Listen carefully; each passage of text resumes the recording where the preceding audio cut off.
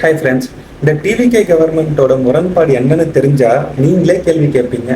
மக்கள் பிரச்சனை இல்லைன்னு சொன்ன ஒரு விஷயத்துக்கு all party meeting, but Kaveri இஷ்யூக்கு ஏன் இல்லை? தேர்தலுக்கு முன்னாடி டிவிகே சொன்ன விஷயத்தையும் இப்போ செய்கிற செயலையும் இந்த வீடியோவில் மிஸ் பண்ணாமல் பாருங்க.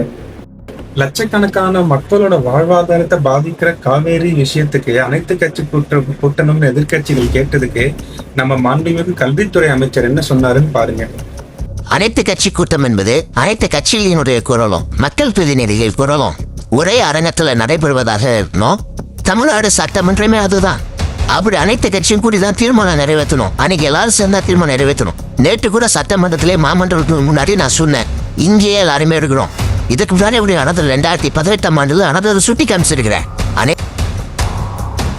Shortage of MPs in parliament is not at all a problem being faced by ordinary citizen அப்படின்னு நான் சொல்லல. இப்ப மக்களாகி நம்ம என்ன கேட்கணும்னா, இவங்க கிட்ட ஒரு மக்கள் பிரச்சனையே இல்லாத டீலிமிட்டேஷனுக்கு அனைத்து கட்சி கூட்டத்தை கூட்டணும்னு அவசரப்படுற இந்த அரசு அன்றாட மக்களோட வாழ்வாதாரத்தை பாதிக்கிற காவேரிக்காக ஏன் கூட்டல அப்படிங்கிறதா நம்ம கேள்வியா இருக்கணும். இந்த தாவேக அரசோட கொள்கை முரண்பாட்டை பார்த்துதான் எதிர்கட்சிகள் இந்த அனைத்து கட்சி கூட்டத்துக்கு கலந்துக்கல. அதுக்கு நம்ம கல்வித்துறை அமைச்சர் என்ன சொல்றாருங்கிறது பாருங்க.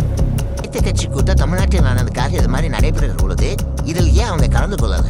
இதுல நியாயப்படி அவங்க கலந்துருக்கணும்ல. டீலிமிட்டேஷன் பிரச்சனை என்பது பிரச்சனையே கிடையாது. நாடாளுமன்ற உறுப்பினர்களுடைய எண்ணிக்கை குறைந்து விட்டால் நீங்க அதை ஏற்றுக்கொள்ளலாம்.